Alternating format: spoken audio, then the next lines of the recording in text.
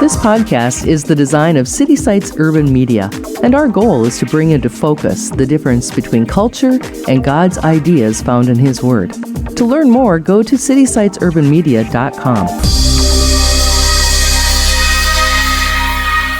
Apparently, millennials as a generation, which is a group of people who were born approximately 1984 and after, are tough to manage. And they're accused of being entitled and narcissistic and self-interested, unfocused, lazy. But entitled is the big one. And because they confound leadership so much, what's happening is leaders are asking the millennials, what do you want? And millennials are saying, we want to work in a place with purpose, love that. We want to make an impact, whatever that means. We want free food and beanbags. Amy, it says you are trained in technology. That's very good. Are you adept at Excel? No. PowerPoint? No. Publisher? Not really. Exactly in what area of technology are you proficient? Snapchat, Pinterest, Instagram, Vine, Twitter, the big ones. I'm surprised you didn't say Facebook. That's for old people, like my parents. We love millennials. We got a bunch of them on our team. They're the easiest to interview because there's only two kinds, awesome and sucks. They either come in and say, what's your job? I'm a stay-at-home son, or they're so passionate and missional driven that they're the best team member you'll ever have in your life. They will charge the gates of hell with a water pistol. If they believe in and plug into what you're doing and why you're doing it, it's the best generation I've ever hired. Neither one of them are looking for a job. There's one's looking for an adventure and one's not looking to do anything. This is the City Sites Podcast with Larry Kutzler. Danita Bye is a leadership and sales development expert with a Master of Arts in Transformational Leadership. She is founder of Sales Growth Specialists and serves on the boards of private Christian universities. She also is a thought innovator that has recently written a book called Millennials Matter. Danita is one of those leaders that helps other leaders rethink their direction and their purpose as a leader. And today, she's our guest on City Sites Podcast. Danita Bye, you're an author of roughly 10 books. One of the signature books that you have written recently is about millennials. We'll ask more about that in a moment. But you're a sales and leadership expert. How did you get into this leadership thing anyways? What kind of prompted you? What drives you in this leadership track that you're on? As I reflect back, I've always been involved in leadership capacity in some way. In high school, I was president of the Baptist Youth Fellowship, and I was president of Future Homemakers of America. At Bethel Seminary, my master's is in transformational leadership. And one of the questions that we had to wrestle with was, when did you start to see yourself as a leader? And here was my first instinctive thought: I'm not a leader. Wow, really? So from a child, I've always had leadership responsibilities, been a leader in a company, led a national sales force, and yet when it came down into my heart, I didn't see myself as a leader. And so, that was a place to begin to think through, look back over, see the skills, see where God has led you, to see the places where you've had influence that maybe you knew, maybe you didn't know about. Anyway, I'm a leadership consultant and expert. Was there ever an aha moment, though, that, Bethel Seminary or somewhere along the line, you go and, something, this thing is really working for me, and it really kind of, when I get up in the morning, I'm excited because there's things to do as a leader that make my day fulfilling. Was there a moment like that? The moment has come with Millennials Matter. Okay. And how that happened is my son Weston had went to a Willow Creek Global Leadership simulcast here in the Twin Cities. He had just finished, I think what time it gets done at 12 o'clock, and I called him at 12:01 to see what he had learned at the leadership conference. And here was his key message for me. Mom, you must prioritize passing your leadership wisdom and insight onto the next generation. And I'm like going, me? Leadership, insight, valuable for the next generation?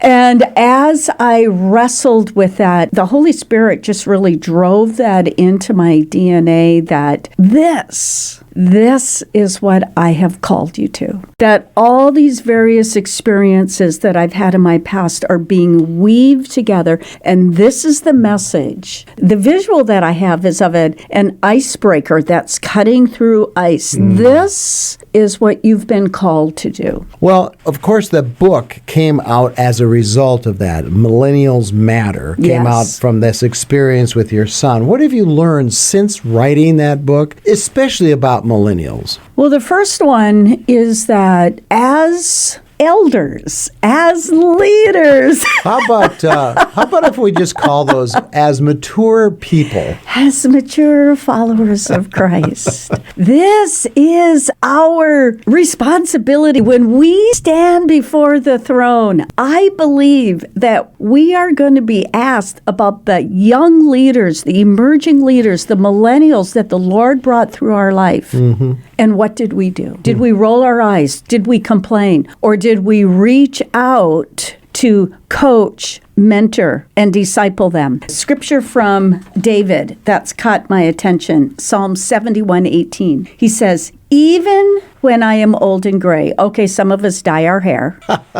Oh God, do not forsake me until I declare your strength to this generation. That is our responsibility, to declare his strength to this generation that seems hard, that seems moving away, that doesn't seem interested in God, very interested in spiritual things, but not interested in the God of the Bible. That is a call for all of us. And it's not just a call from my son Weston to me. It's a call from this entire generation to all of us to step up to the plate. Do we as employers have to adapt to millennials, or should millennials as employees adapt to us? And it's a great question, and the answer is actually not so binary. It's not one or the other. What we should do is take the time to recognize the value that every single generation brings and then adapt to make the most of that. So yes, millennials should adapt to other generations, and other generations should adapt to come closer to millennials. And when we do that, we unlock the potential of every generation. This is the City Sites Podcast with Larry Kutzler. I want to delve into a little bit of the leadership insights that you have about Christians in the marketplace. Do you think there is a positive role for Christian leadership in the marketplace? Now, I realize, I asked that of another leader, and the leader said, well, they don't hire you as a Christian. They hire you for your skill. But do you think leaders that are hiring out there look for character as a means by which that might play into a hiring process? And do Christians have that kind of reputation to have character? Well, that is two separate questions. It is. It is two separate questions. On the first one, the character that we bring to work makes a huge difference. There was a colleague that I ran into maybe a couple of years ago, and he said, Danita, thank you so much for your part in my becoming a Christian. And I was stunned because I actually didn't ever remember talking to this person. And yet, of course, I'm quizzical, tell me more about that. And he says, you interacted with some colleagues of mine, and I watched you from a distance. And I heard of your reputation on how you dealt with other people. I was watching. He had a very negative view of consultants. And so now we've been working together about 3 years later, and I hire someone to interview him for a case study. What's different about Danita? And he goes, this is the weirdest thing to say, but I think she really cares about me. I think she really cares about me as a person. Wow, what an impact that we as followers of Christ can have, that if we care about people, not just what's happening at work, but what's happening in their personal lives, who they are as being, we develop that relationship, and from that relationship, it's going to open up doors to be able to share about our faith, or it will be salt and light that will help them on their journey somewhere. So it isn't so much even, and I know this is going way over the top, but it isn't so much beating somebody over the head with the Bible or just being the evangelist, the quintessential evangelist every day. All you really need to do is live out a Christ-like attitude in terms of like the fruits of the Spirit, or just in love, bringing love even just to the workplace. People know there's something different in your example. This gentleman woman saw your love and, wow, became a Christian. Now, Absolutely. that's amazing. That's amazing. That's amazing. I was talking with someone the other day about what does it look like to love in the workplace. And well, I said, that's going to depend on how we're wired, what our spiritual gifts are. Love is going to look very different. For me, because how I'm wired, one of the ways, there's two ways that I love you. One is that I can spot gifts and talents and encourage them in you. And that's one of the ways that I practically love you. The next one that I do is I hold you accountable. Thank you very much. That is love. We often think of love as being soft. Love is not soft. Love includes accountability and boundaries and clarity on expectations. And in reality, the whole host of business processes are, in fact, very loving things to do. 156 million people go to work in the United States every day. Less than 20% of these people attend church regularly. How will these unchurched people in our workplaces be reached with the love of Jesus? Here's how. If every Christian in the workplace prayed for, cared for, and shared the gospel with just 5 unchurched coworkers by the year 2020, the workplace would be reached with the love of Jesus Christ. Here's how you can get involved. Pray for 5. List the names of 5 people you interact with regularly in your workplace. Commit to praying for these 5 people daily by name that they will encounter the love of Jesus. Care for 5. Be intentional about demonstrating the love of Jesus for these 5 people through random acts of kindness. Model the heart and character of Jesus for these people as you perform your job and love for the people around you. Share with 5. Tell these 5 people specific things that God has done for you. Share with them how Jesus has transformed your life. Invite them to fellowship with other Christians you know. D.L. Moody once said, out of 100 people, 1 person will read the Bible. The other 99 will read the Christian. Will you be that 1 person who is read by your unchurched coworkers? One of the things, Danita, that I have discovered recently, there's a Minneapolis or Minnesota corporation that does some interviewing, Skyping of potential applicants for jobs. And they call it sort of their master files. So they have these questions that the applicant will answer, and it goes into a master file. So any department in that corporation that actually needs somebody for employment can look at it and kind of go through what type of person that they're dealing with. And here's one of the questions I thought was very interesting. They said, of these 5 core beliefs of this corporation, which one do you relate to? I think this is so interesting. 1 was integrity, 1 was compassion, 1 was relationship, 1 was innovation, and 1 was performance. Now the question is, which one do you relate to? Well, that's a good question. Which one would you relate to? What I'm thinking of is actually from Bethel Seminary and their 4R model of leadership. And it starts with, initially you have relationship, and you have to have a solid core relationship with yourself, with those around you, with God. And then that moves out to responsibilities and roles, and then finally results. So that 4R. So when I think of that core center, it has to be, for me, it has to be integrity. Okay. Because that drives everything. It does. It drives everything. You need to have integrity with yourself, integrity with those around you, integrity with God, that the more clarity to have, the more integrity that we have, that's going to flow out and impact all of our other relationships. So is that a major point that you try to teach or pass on to the leaders that you face in your seminars? I mean, what do you tell them? Do you say, look, when you go into the workplace, they're watching you, and they're watching you primarily to see how you react in certain circumstances, and whether or not you can be trusted, and whether or not you have integrity. Is that kind of a main message? With Millennials Matter, almost half of the book is on character, on the importance of that character of the leader, because everything flows from that character. Now, what's interesting is we talk about, and whether you use character or virtues, I actually use an acronym called DAKOTA, since I live in North Dakota. Very sweet, yeah. Determination, awareness, knowledge of truth, optimism, trustworthiness, and then accountability.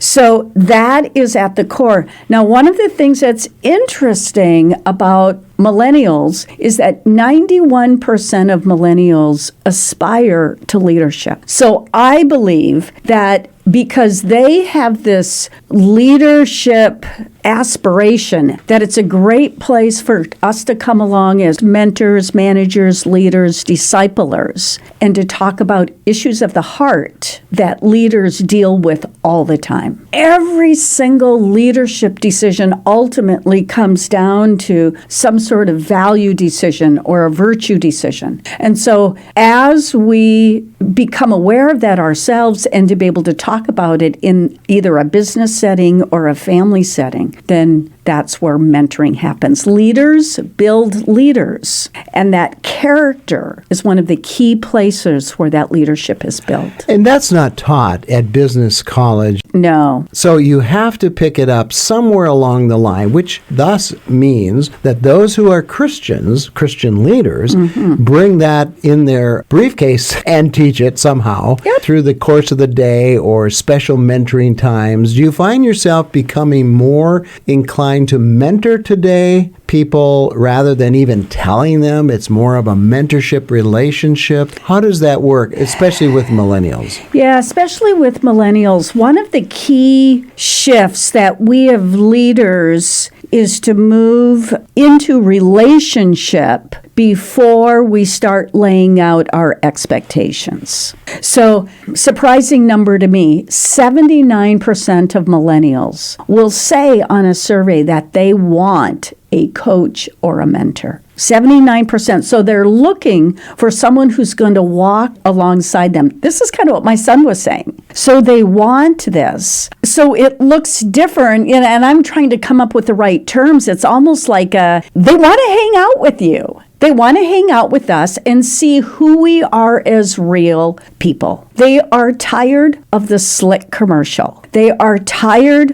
of the spin. And I have to confess, as a baby boomer, we were raised with spin. We are raised to put on our navy blue suit and look the part when we walk into the office. We have been raised to dress for success. And you know what? It's like puke to them. Right. They don't want that. They want real, authentic relationship. And isn't that what Jesus did? Well, he did. He challenged the status quo, of course. And he hung out with the disciples. Right. I mean, there's a lot of preaching time and a lot of teaching time, and there's a lot of walking time. So, Danita, as you have spent a great deal of time studying millennials, writing about them, doing seminars about them, how will the marketplace change in the years to come as millennials begin to take over more of the leadership role? Will it change in a way that might surprise us? When I think about change and I think about shifting, I think about what needs to happen now with business leaders and business owners that are creating a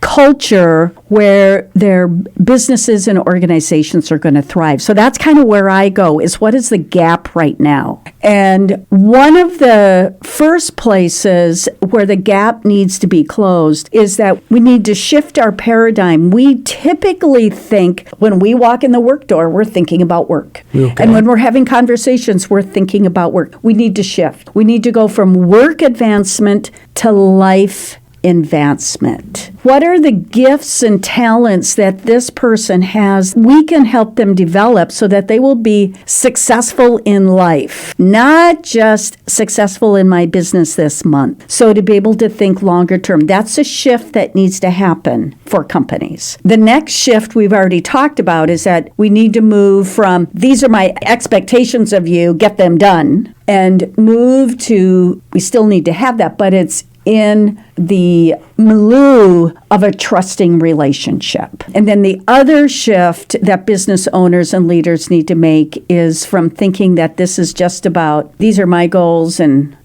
that's who you are, to say that we're on this journey together. So it's just so much more collaborative. In our generation, I grew up in the world of sales, very competitive culture. Sure. Millennials want a very collaborative culture where we're in this together. It's a win-win. Everybody wins. So it's a very different psyche that happens. I know that's not a direct answer to your question, but that's where I focus, is what is the gap now that needs to be closed. Well, it's very interesting because our generation weren't relationally minded. It was goal-oriented. We've got to get the product to market. We've got to make money and so forth. Today, it is more about relationship, and that's difficult for us. It may not be difficult for them, but relationships are hard. They're hard, and this is my personal confession. Sometimes it feels like I'm wasting out. Some people are really good at hanging out. My husband Gordon will tell me I'm not very good at hanging out.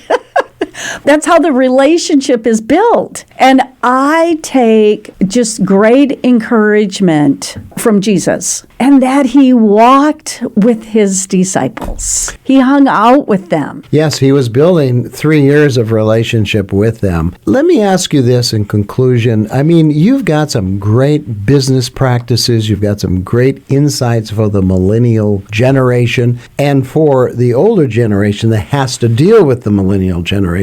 As a business leader, there's more to you than just business. There's a spiritual component that really drives you. What does that look like, and how important is it in developing the character you talked about earlier? And how does that look? What does that look like for Danita? When I was in my 20s, I actually delivered Bibles into communist Europe. And so the Holy Spirit often reminds me I'm still a Bible smuggler. When I walk into a business or I walk into a room or I have coffee with someone, no matter who they are, I am bringing Jesus Christ to them. And because of that, because that engagement, whatever else is weighty, it's important that it requires of me to be intentional about that meeting and about that person. So there's some very practical rubber meets the road disciplines that I've developed because that is not me by nature. Okay. Me by nature is to get up and run through the day. I mean, just clicking things off my to-do list. A very practical rubber meets the road discipline I have is before meetings to turn my cell phone off, walk away from my computer, and to pray for that person and that meeting. Very good. I suppose as I get more mature, I'll do longer. But right now it's 5 minutes. And after the meeting is to also, instead of just immediately go to the next to-do, to take that time and to continue to pray for them and to cement. And it's a way that it's a discipline that I begin to kind of communicate to myself that each interaction is important in the long run. Okay, so let's talk a little bit about how people can get your book, Millennials Matter. You can go to my website, DanitaBye.com, BYE.com, and there will be a link that you can take and go to either Amazon or Barnes & Noble. So that's the easiest way to get the book. And if you call me directly or email me directly, then I will give you an autographed copy. Give us your email address then. Danita at DanitaBye.com. Well, that's easy enough. Yes. Thank you for joining us today. Every Friday, we bring you this podcast with interviews with people who are challenging the status quo of Christianity and challenging the cultural norms of our day.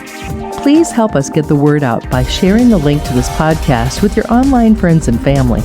Our website also contains other podcasters who are part of the City Sites network of communicators, all sharing the good news of Jesus Christ. Our website is citysitesurbanmedia.com. This is the City Sites Podcast Network.